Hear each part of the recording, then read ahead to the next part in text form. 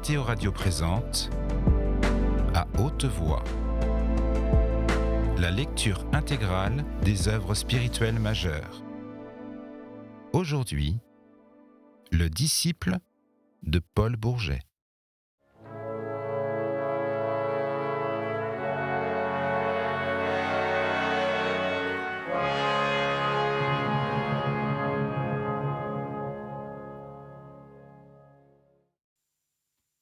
Oh, naïveté!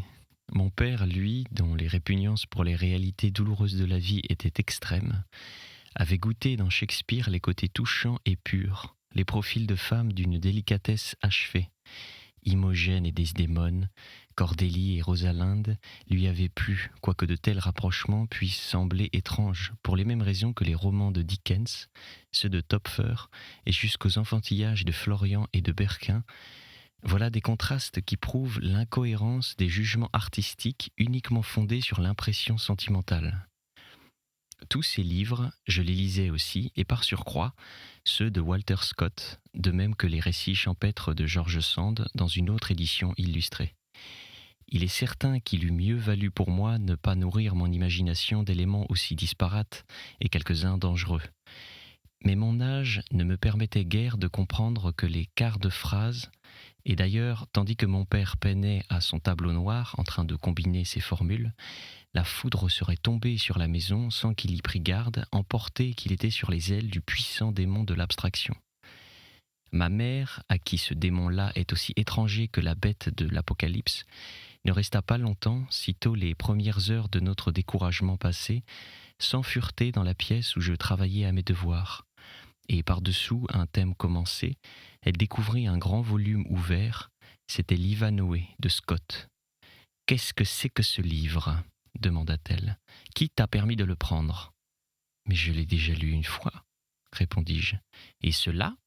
continua-t-elle en inspectant la petite bibliothèque qui, à côté de mon bouquin d'écolier, enfermait, outre le Shakespeare, les nouvelles Genevoise et Nicolas Nickleby, Rob Roy et La mare au diable. « Ce n'est pas de ton âge ?»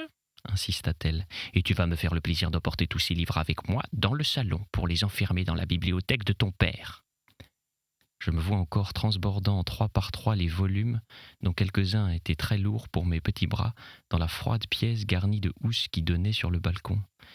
Cette pièce où j'avais entendu ma mère, pas beaucoup de jours auparavant, juger si sévèrement mon cœur. De ses doigts qui sortaient tout blancs de leur mitaine noire, elle prenait les volumes, les rangeait à côté des gros traités de mathématiques. Elle ferma la porte vitrée du meuble et en détacha la clé qui prit place, parmi d'autres, dans le trousseau qu'elle portait toujours avec elle. Puis elle ajouta sévèrement « Quand tu voudras lire un livre, tu me le demanderas. » Moi, lui demander un de ces livres, mais lequel ? Je savais si bien qu'elle me refuserait tous ceux que j'aurais eu envie de relire et dont je venais regarder les titres à travers l'ouvrage. Je me rendais déjà trop compte que nous ne pensions de la même manière sur aucun point. Je lui en voulus d'avoir arrêté mes plus vifs plaisirs de lecture, moins peut-être à cause de cette défense que pour la raison qu'elle m'en donna, car elle crut devoir me répéter à cette occasion et sur les dangers des romans des phrases empruntées à quelques manuels de piété qui, dès lors, me parurent exprimer exactement le contraire de ce que j'avais éprouvé par moi-même. Elle prit aussi prétexte des dangers que j'avais courus dans ces lectures inconsidérées pour s'occuper plus attentivement de mes études et diriger mon éducation. C'était son devoir, mais le contraste fut trop grand entre les idées auxquelles mon père m'avait initié précocement et la misère de sa pensée à elle, meublée d'impressions positives, mesquines et bourgeoises. J'allais avec elle maintenant à la promenade et elle causait avec moi. Sa conversation portait uniquement sur des remarques de tenue, sur mes manières bonnes ou mauvaises, sur mes petits camarades et sur les parents. Mon intelligence trop dressée au plaisir de penser se sentait alors étouffée, comme opprimée. Le paysage immobile des volcans éteints me rappelait les épisodes grandioses du drame terrestre que mon père me retraçait autrefois. Les fleurs que je cueillais, ma mère les prenait pour quelques minutes, puis elle les laissait tomber, sans presque les regarder. Elle ignorait leur nom, de même qu'elle ignorait celui des insectes qu'elle me faisait rejeter sitôt ramassés comme malpropres et venimeux. Les chemins entre les vignes que nous suivions ensemble ne s'en allait plus vers cette découverte du vaste monde à laquelle la parole fécondante du mort m'avait convié. Il prolongeait les rues de la ville et la misère des devoirs quotidiens. Je cherche des mots pour traduire la vague et bizarre sensation d'ennui, d'esprit mutilé, d'atmosphère raréfiée que m'infligeaient ces promenades, et je n'en trouve pas de précis. Le langage a été créé par des hommes faits pour exprimer des idées et des sentiments d'hommes faits. Les termes manquent qui correspondent aux perceptions inachevées des enfants, à leur pénombre d'âme. Comment raconter des souffrances qui ne se comprennent pas elles-mêmes et dont la révélation n'a lieu qu'une fois passée? Celles, par exemple, qui furent les miennes, d'une tête où fermentent des conceptions hautes et larges, d'un cerveau sur le bord d'un grand horizon intellectuel et qui subit la tyrannie inconsciente d'un autre cerveau rétréci, chétif, étranger à toute idée générale, à toute vue ample ou profonde. Aujourd'hui que j'ai traversé cette période d'une adolescence refoulée et contrariée, j'en interprète les moindres épisodes par les lois de constitution des esprits, et je me rends compte que le sort, en confiant l'éducation de l'enfant que j'étais à la femme qu'était ma mère, avait associé deux formes de pensée aussi irréductibles l'une à l'autre que deux espèces différentes. C'est par milliers que les détails me reviennent où je retrouve la preuve de cette antithèse constitutive entre nos deux natures.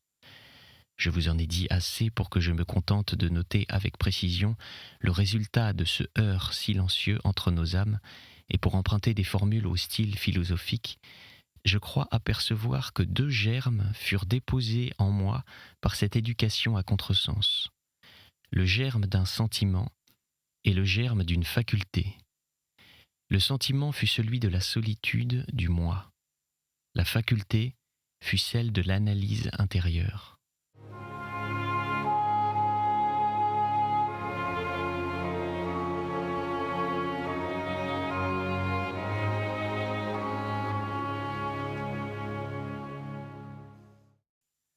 Je vous ai dit que dans l'ordre de la sensibilité, comme dans celui de la pensée, j'avais subi presque aussitôt l'impression de ne pouvoir pas me montrer à ma mère tout entier.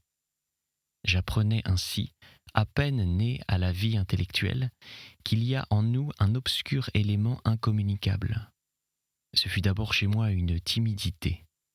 Cela devint par la suite un orgueil, mais tous les orgueils n'ont-ils pas une origine analogue ? Ne pas oser se montrer, c'est s'isoler. Et s'isoler, c'est bien vite se préférer. J'ai retrouvé depuis dans quelques philosophes nouveaux, M. Renan par exemple, mais transformé en un dédain triomphant et transcendantal, ce sentiment de la solitude de l'âme. Je l'ai retrouvé transformé en maladie et en sécheresse dans l'Adolphe de Benjamin Constant, agressif et ironique dans Bayle. Chez un pauvre petit collégien d'un lycée de province qui trottait, son cartable sous le bras, les mains cuisantes d'engelure, les pieds gourds dans ses galoches, par les rues glacées de sa ville de montagne, l'hiver, ce n'était qu'un obscur et douloureux instinct. Mais cet instinct, après s'être appliqué à ma mère, grandissait, s'appliquant à mes camarades et à mes maîtres. Je me sentais différent d'eux, d'une différence que je résumerais d'un mot. Je croyais les comprendre tout entiers, et je ne croyais pas qu'ils me comprissent. La réflexion m'enseigne maintenant à croire que je ne les comprenais pas plus qu'ils ne me comprenaient. Mais je vois aussi qu'il y avait en effet entre nous cette différence qu'ils acceptaient, et leur personne et la mienne, simplement, bonnement, bravement, au lieu que je commençais à me compliquer déjà en pensant trop à moi-même.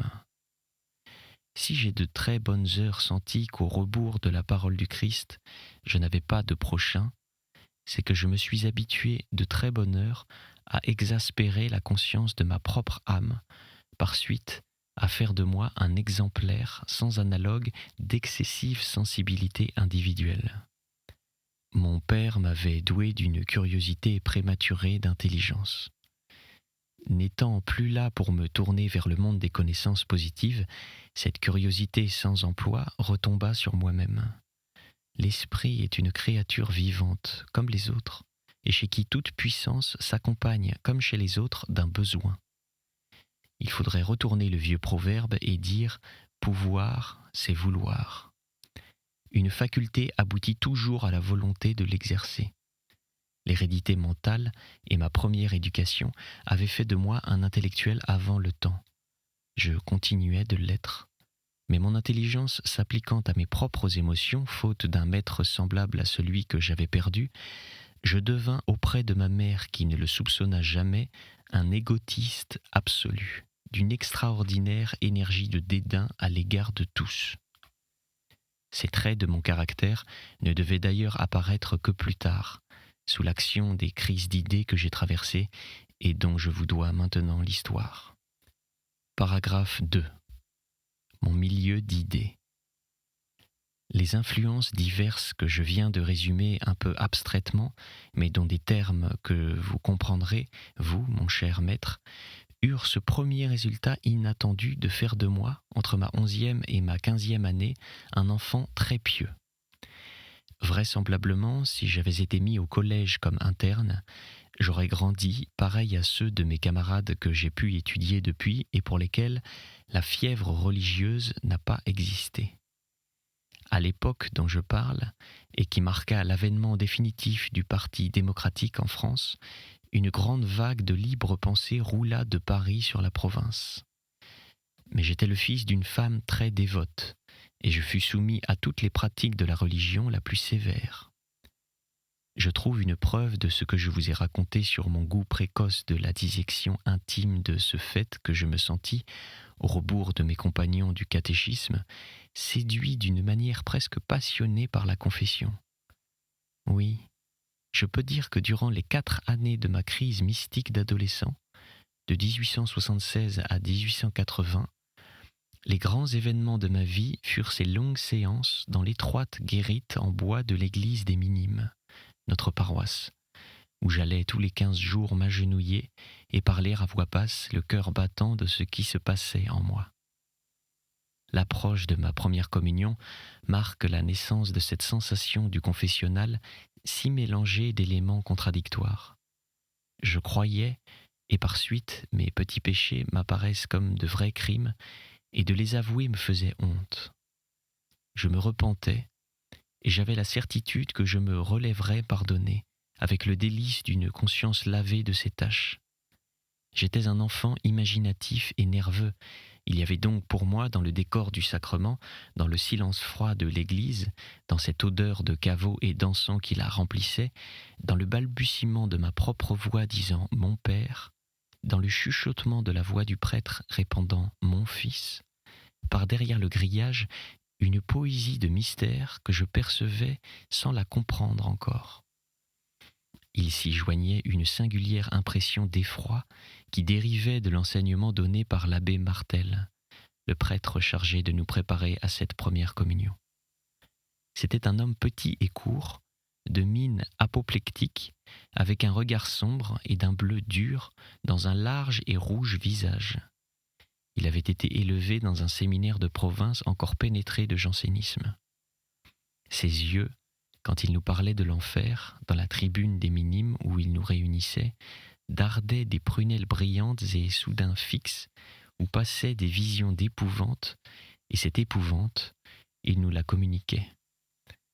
J'en arrive à me réjouir qu'il soit mort, car je le verrai entrer dans ma prison, et qui sait. Peut-être que subirais-je une récurrence des émotions de terreur que sa présence m'infligeait dans cette salle aux murs blanchis à la chaux, meublée de bancs de bois et d'une petite chaire en bois peint. Le thème habituel de ses discours était le petit nombre des élus et la vengeance divine. « Qui empêcherait Dieu, disait ce prêtre, puisqu'il est tout-puissant, de contraindre l'âme de celui qui meurt à rester près du corps dont elle se sépare. L'âme serait là, dans la chambre mortuaire, entendant les sanglots, voyant les larmes des proches, et il lui serait défendu de les consoler. Elle serait emprisonnée dans le cercueil, et là, obligée pendant des jours, des nuits et des nuits, d'assister à la corruption de cette chair qui fut la sienne parmi les vers et la pourriture. » Des images pareilles et de cette férocité d'invention abondaient sur sa bouche amère.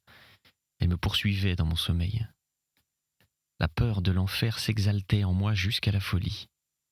D'autre part, l'abbé Martel déployait la même éloquence à nous célébrer l'importance décisive qu'aurait pour notre salut cette approche de la Sainte Table, et par suite, ma crainte des supplices éternels aboutissait à des examens de conscience d'un scrupule infini.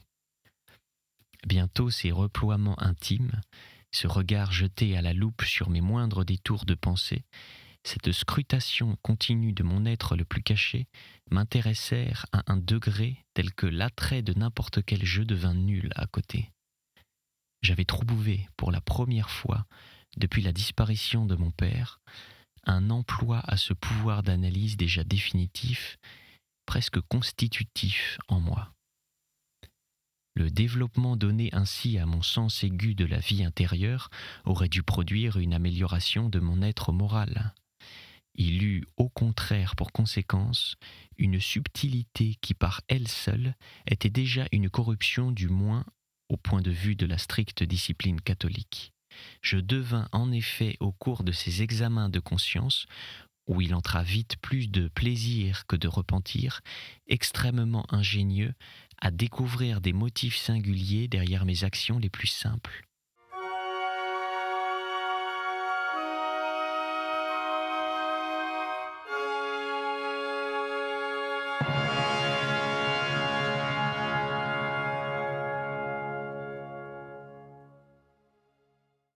L'abbé Martel n'était pas un psychologue assez fin pour discerner cette nuance, et pour comprendre que de me déchiqueter ainsi l'âme me conduisait droit à préférer aux simplicités de la vertu les fuyantes complications du péché. Il n'y reconnaissait que le zèle d'un enfant très fervent. Par exemple, au matin de ma première communion, il me vit arriver auprès de lui tout en larmes, et je lui demandai à me confesser une fois encore. En tournant et retournant le fond et le tréfonds de ma mémoire, je m'étais découvert un bizarre péché de respect humain. J'avais, 6 semaines auparavant, entendu 2 de mes camarades bafouer à la porte du lycée une vieille dame qui entrait dans l'église des Carmes, juste en face. J'avais ri de leurs propos au lieu de les relever. La vieille dame allait à la messe. S'en moquer, c'était donc se moquer d'une action pieuse. J'avais ri. Pourquoi ? Par fausse honte de protester contre ce scandale. Donc j'y avais participé. N'était-il pas de mon devoir d'aller trouver les 2 moqueurs et de leur rappeler leur impiété en les engageant à s'en repentir ? Je ne l'avais pas fait. Pourquoi ? Par fausse honte encore, par respect humain, d'après les définitions mêmes du catéchisme. Je passais toute la nuit qui précéda le grand jour de la première communion à me demander avec agonie si je pourrais rejoindre monsieur l'abbé Martel le lendemain, assez à temps pour lui dire ce péché. Je me souviens du sourire avec lequel il tapota ma joue après m'avoir donné l'absolution pour me calmer. J'entends le ton de sa voix devenue douce et me disant « Puisses-tu rester toujours pareil ?» Il ne se doutait pas que ce scrupule puéril était le signe d'une réflexion maladivement exagérée, ni que cette réflexion allait m'empoisonner les délices ardemment souhaitées de l'Eucharistie. Je ne m'étais pas contenté au cours des semaines précédentes de m'analyser la conscience jusqu'aux moindres fibres. Je m'étais abandonné à cette imagination anticipée de l'émotion qui est la conséquence forcée de cet esprit d'analyse. Je m'étais donc figuré, avec une précision extrême, les sentiments que j'éprouverais en recevant l'hostie sur mes lèvres.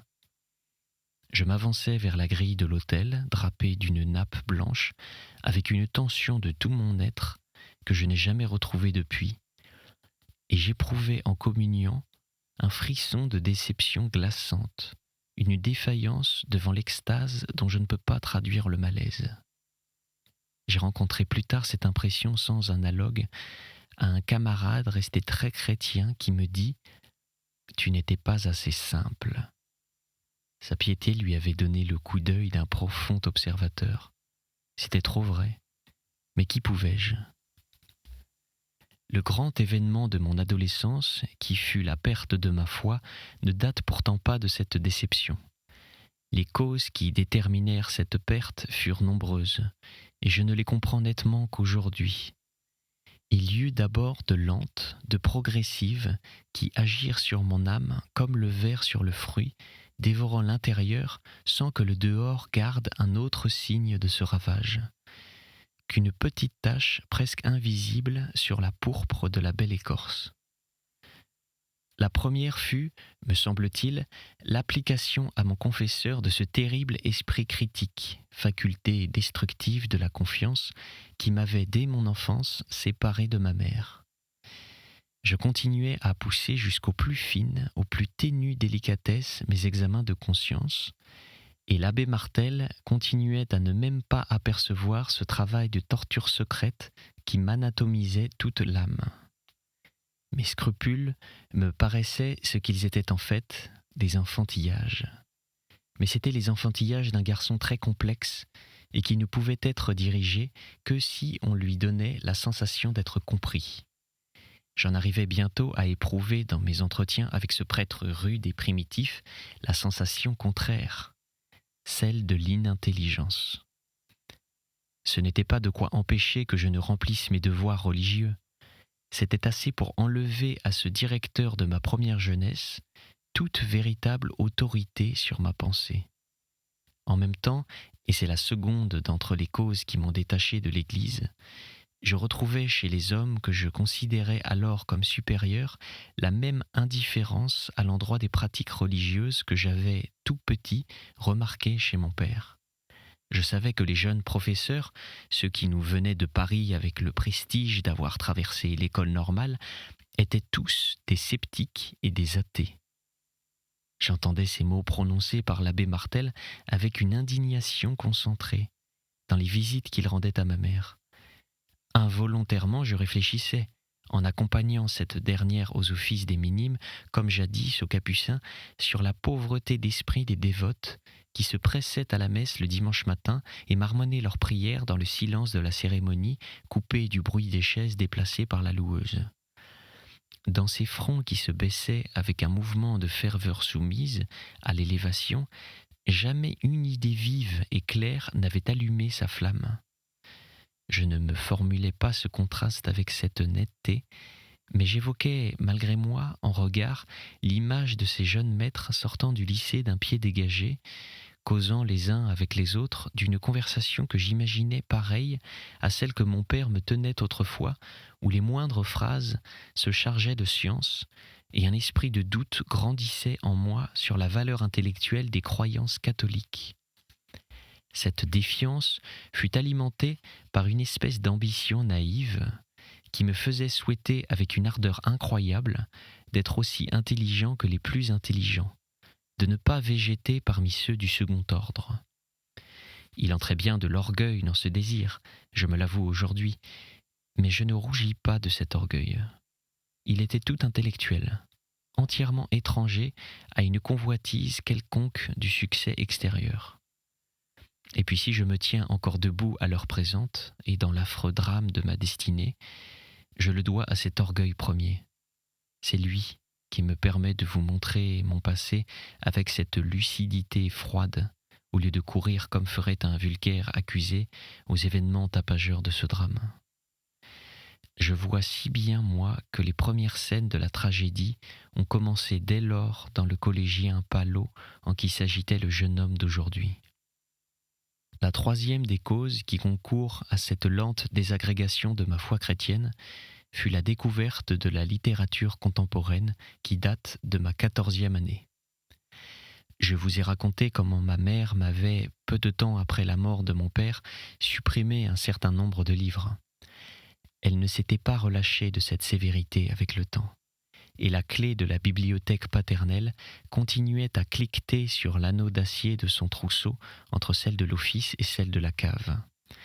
Le résultat le plus net de cette défense fut d'aviver le charme du souvenir que m'avaient laissé ces volumes feuilletés autrefois longuement, les pièces à demi comprises de Shakespeare, les romans à demi oubliés de George Sand.